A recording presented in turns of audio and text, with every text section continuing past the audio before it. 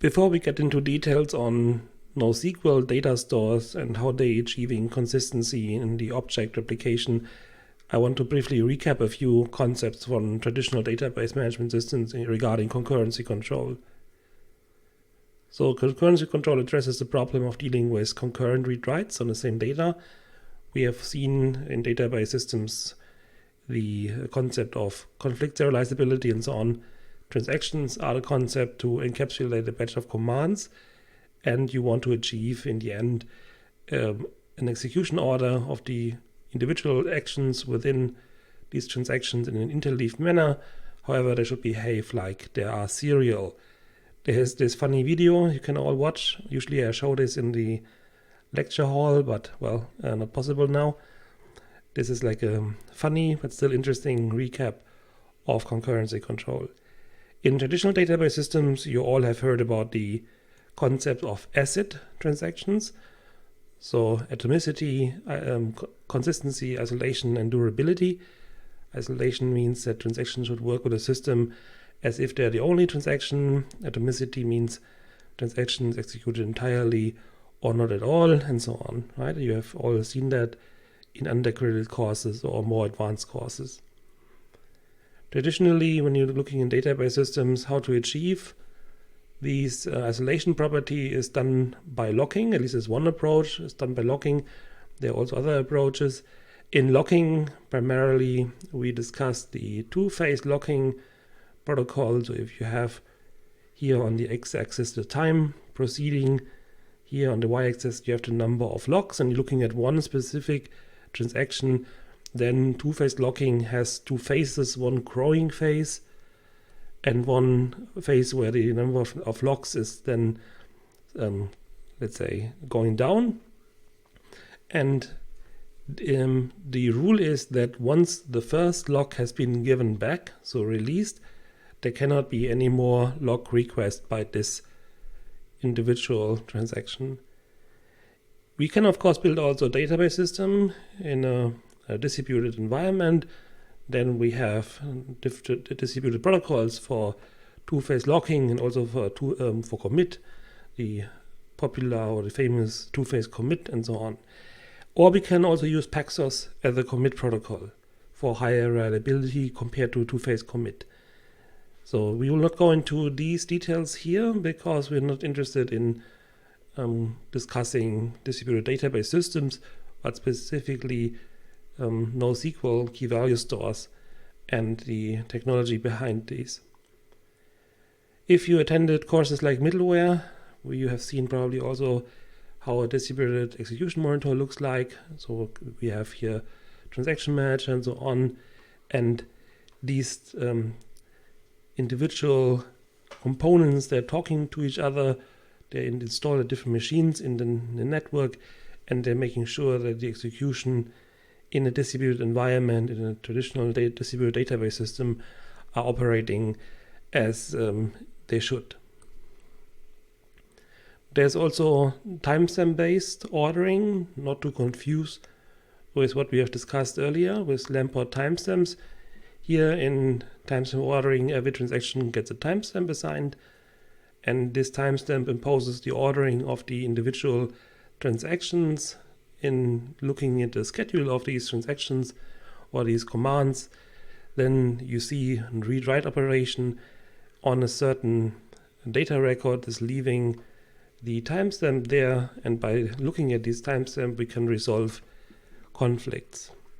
The idea is that every item or every data record you associating the largest timestamp of any read and write operation, and by comparing in the end, when you're accessing with one transaction this database item and you're comparing the previously left read timestamp with your write timestamp, you can identify a conflict. And also if you're comparing the write timestamp that the item carries with the read or the write timestamp of your transaction, then you can also see if you have a conflict or not. And these three cases I just mentioned, these are also listed here for completeness also on the slide. So obviously we don't have a read-read conflict, we only have read-write, write-read and write-write conflicts. There's also Thomas Wright rule. It's a modification of the basic timestamp ordering algorithm. Here the idea is that you're rejecting fewer of these write conflicts, so these writes to be more precise, and this also carries the name last write wins. There's also the concept of multi-version concurrency control, so you're not overwriting old values in the database, but every modifying operation creates a new version.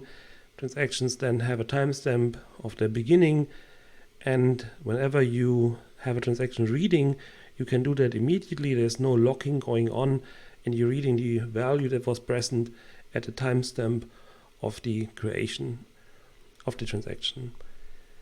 So read is never rejected, but you can of course have also conflicts between read and write operations, which is illustrated here on the slide. And this needs to be of course then resolved, because even you have a different mechanism, you should adhere to the isolation property. For going distributed, and now we go a little bit towards what we want to discuss later, there's basic implementations. You can extend the protocols you have seen in the centralized case also for distributed environments, what I mentioned already, like distributed two-phase locking, having log managers on each side, and a distributed log or deadlock management, and timestamp ordering, also very straightforward to realize. So briefly, discussion on what is meant with consistency. The consistency that we know from the traditional database system is also achievable in a distributed fault-tolerant system. So you can implement all of the things you like in a centralized database system also in a distributed way. However, the problem is that you have to pay a certain price for this. Synchronization is costly and increases the response time. So if you're looking at a mechanism to really assure that all the data is consistent, that there's no isolation violation, and you can have the full database working as if it was in a central way, also in a distributed way, having the benefits of fault tolerance or by the application and so on, then this is increasing, of course, the cost you have to pay. Now we will see what are the consequences of this if you want to build a system which is scaling to hundreds or thousands of machines and should still have a very low response time. So one thing we briefly mentioned in the very beginning is when we go in a distributed environment, there can be many things going wrong. And one thing that can go wrong is that the network falls into several partitions. So if you have here partition 1 and 2, there might be in the same data center, but there was some problem with some switches, and then you have now these two partitions. And now when clients are talking to these servers, some might access the servers in the partition 1, and some might access the servers in partition 2. And if you're allowing to write to these data objects within these partitions, then it can happen that you're getting a different version depending on from which partition you are reading, right? So what we can do now, of course, in a traditional strict sense, is to say that we have to wait until the network gets back again, right? So we will stop write requests, and we just say, we wait until the network is fixed again. Or we allow read-write, but then we have to, of course, have a problem of getting inconsistencies. So this is like a problem every distributed system has to decide what to do and how to handle this. So if you're looking now at applications like Amazon or Google, there have been papers or studies that report on the impact of additional latency. That means slower replies to user queries or to accessing your shopping basket in Amazon. So, for instance, if you're looking at Amazon, there was this paper from 2012 already saying that if you have 100 millisecond additional latency in Amazon, that would result in 1% drop of sales, right? And if you're looking at these dollars that are around there, that's quite a substantial amount of money. Similarly, if you have 500 milliseconds additional latency in Google, you get 20% decreases in network traffic or in traffic to Google. And if you're seeing how much money Google is making with showing ads, then this is certainly not something Google wants, right? So high availability is the key thing we want to achieve here. And this already somehow suggests, by the discussion on the previous slide, that you do not want to wait until the network gets back into one partition. You want to still serve the user request even though you have this partition network. Otherwise, you would suffer major losses in your company. And this discussion, exactly what we had about the network partitioning, this led to one conjecture by Eric Brewer some years ago already, in 2000, and he formulated this as the so-called CAP theorem, which stated that you cannot have a system fulfilling the following properties at the same time: consistency, availability, and partition tolerance. And partition tolerance is exactly what I meant with dealing with these network partitions, right? So you're tolerant to network partitions. So you cannot have a system which can deal with such situations and being consistency and is available. Available you can translate with high availability, so it should be always there. So this conjecture by Brewer was later on then formally proven by Seth Gilbert and Nancy Lynch. The idea why this is true, basically, I have already said or sketched earlier in the illustration. There's not much options you have, right? If you want to have a system, a distributed system, which is partition tolerant, you have to see what you do if the situation occurs, right? You have to either limit the read-write accesses, or you're allowing them for availability, but then you have to suffer consistency. So this is like the rough idea, right? And this means that if you're showing this in this Venn diagram on the right side, you see that here the intersection of all of these three is empty. However, you can have here in the intersection between C and P and A and P and C and A, you can have systems which are fulfilling two, but not these three. And of course, this is like not, or this is a very fuzzy way to say that, right? If there's no quantification what availability really means and what consistency really means. So this is not really to be seen as something that you cannot attempt to get or to build a system which has these criteria, but this is like a spectrum of let's say a statement that says this is like difficult, let's say. So it's not impossible somehow to build a system which is according to your requirements is fulfilling these criteria, but this is just sketching that this is like in arbitrary scales not possible, let's say in availability 100% and always consistent and so on, right? This is like the idea, but still don't take it as a hard theorem, just more like the idea that something like this is difficult to achieve. So just saying it again what we mean, because consistency in particular can also be confused with consistency in traditional database systems when we look at these primary foreign key constraints and other integrity constraints. Here we talk about that clients and nodes see the same data if you have replicated data. So here it's about replica consistency, not about integrity constraints like in a normal database system. So that's a bit different. Availability, well, it's clear. A system should be able to handle user requests, and partition tolerance, I mentioned already. The ability to still work in case you have network partitions. And this was like an interesting tutorial at Sigma 2013, one of these top conferences in our field, in the database field.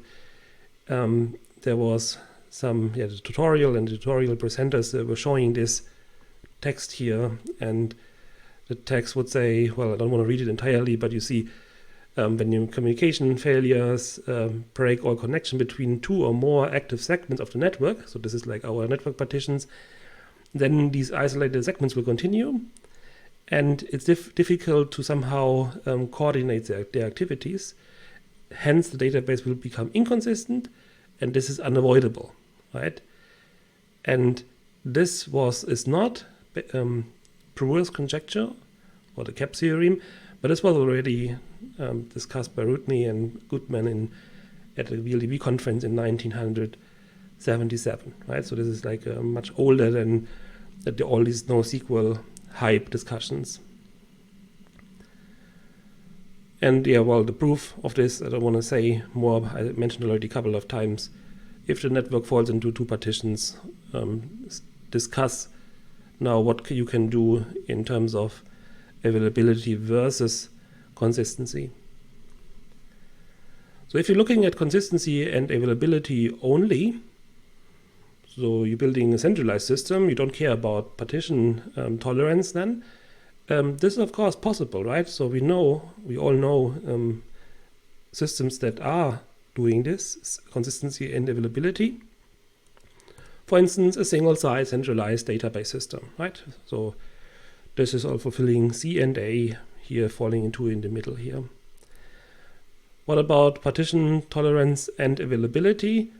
Well, we know, of course, DNS service, domain name service, use it without noticing every time, or pretty much every time we're accessing a URL.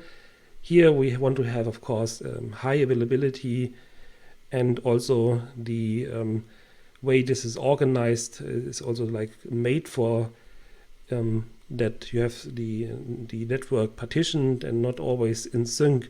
So here we can very well live with inconsistencies of the DNS entries, right? And probably most of you have seen such cases when your machine has cached maybe some resolution and this was not the current one, and then you had to empty the cache of your systems, the DNS cache of your system, right? So, but in overall, consistency is not so important here, but we want to have it available and partition tolerant. Last, we also can have CNP, so consistency and partition tolerance. So we can build a distributed database system, right? I mean, this is an old topic. There are textbooks on this, many algorithms that are assuring that you have these ACID paradigm guarantees in a distributed way with distributed concurrency control and so on. So we have CNP, however, we don't have availability in the sense that the request will be always in a highly available way being answered, exactly because of the problems if the network falls into two partitions. And then we have this distributed concurrency control mechanism and other mechanisms, then the system will be slow or even offline for some time. So looking at distributed systems, I think it is clear now by the discussions that we need to have partition tolerance. So we need to have the P. There's no way around that, because it can always happen that we have the network falling into two or more partitions. So this leaves, according to the CAP theorem, if you're interpreting this in a very strict way, there's no way now, if we want to have P, to somehow find a trade-off between consistency and availability, because it is clear that you do not want to have no consistency, but full availability, and also not the other way around. And this is like the idea of the algorithms we will discuss. You have a way to control the trade-off between availability and consistency.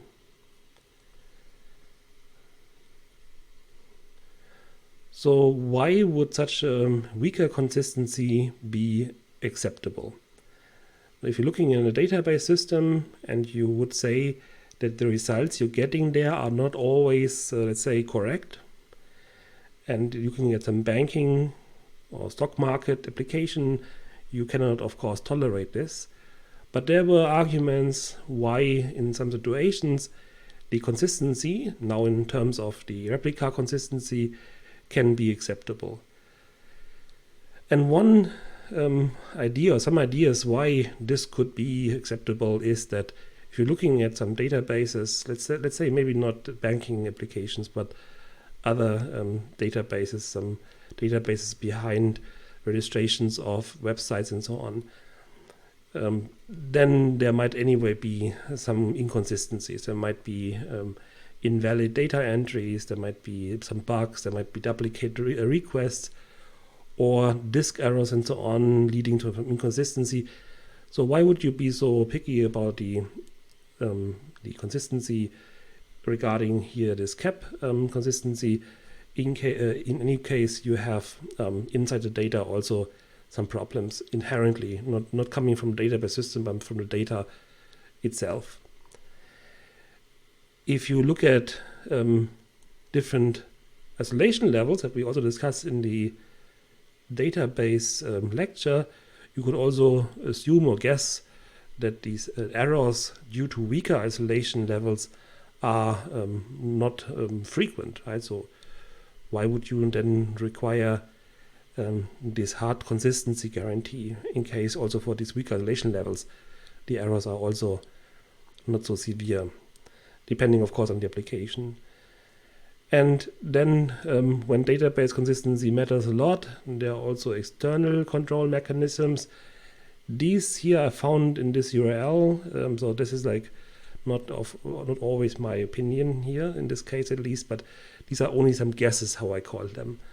And you have to always be careful interpreting such things like, of course, consistency is important in many applications, and even if you have in some applications people looking at the outcome of your query, for instance, you're having paychecks, right? So you're a big company and you're issuing paychecks, and you're sending 100,000 paychecks to your employees. Of course, they will have a look, and if it's less money than they expected, they will complain, right? But this might not be a good mechanism to fix insufficient database consistency later on by having your employees look at the paychecks, right? But anyway, so this slide is only there to motivate a little bit that you can imagine that in some circumstances, in some applications, you could live with a little bit less consistency. That's the idea. And this leads then to the base concept. So you're getting the joke between acid and base here, perhaps already. If not, you got it now. Base should be kind of the contrast to acid paradigm in database system. And base stands for basically available, soft state, and eventual consistency. Basically available already indicates the trade-off. So it's like kind of available. Doesn't have to be fully available. Soft state means the data is not forever stored in the database, but eventually can also expire. And eventual consistency we will see in very much detail later on. This means if you have a system and you have clients talking to the system, then eventually all the changes made will be propagated to all the machines that hold a replica for a certain object. But there is a little time when the data is inconsistency. However, eventually the data will be consistent, right? And it's clear the trade-off here between this availability and consistency. And of course, also it's a little bit massaged, let's say, to come up with these names here to make it base in contrast to acid, of course, right? So if you're wondering why exactly it is called soft state or basically available, well, people wanted to have the outcome to be base. Right? Here again, what I just mentioned, and here's also a little anecdote recorded in a blog article, and Professor Brewer was stating in Personal Communication how this term base was derived, and then if you're reading this, you see here that also Jim Gray, a very famous database researcher, also got Turing Award for his work. He admitted that acid was also a little bit artificial to come up with, because A and D, as you know from the course, have a high overlap, and C is a little bit ill-defined. That's why we also don't really discuss that in the database course. But anyway, now we have this acid and base, and we talk about base or eventual consistency in the forthcoming slides. And as I mentioned already when talking about the cap theorem, there is a whole spectrum of possible solutions. There are two extreme points regarding consistency. We have here the strong consistency on one side, so everything has to be guaranteed that the replicas are identical when you're reading them. And on the other hand, you have this eventual consistency, when there is, for some amount of time, the chance that you're seeing some inconsistent data, but in the end, after some time, we will see how this time can be estimated or quantified. After some time, the changes will be consistent again. And in the middle between these two extremes, we have various different levels of consistency. A few we will see later on. But first we will have a look at eventual consistency.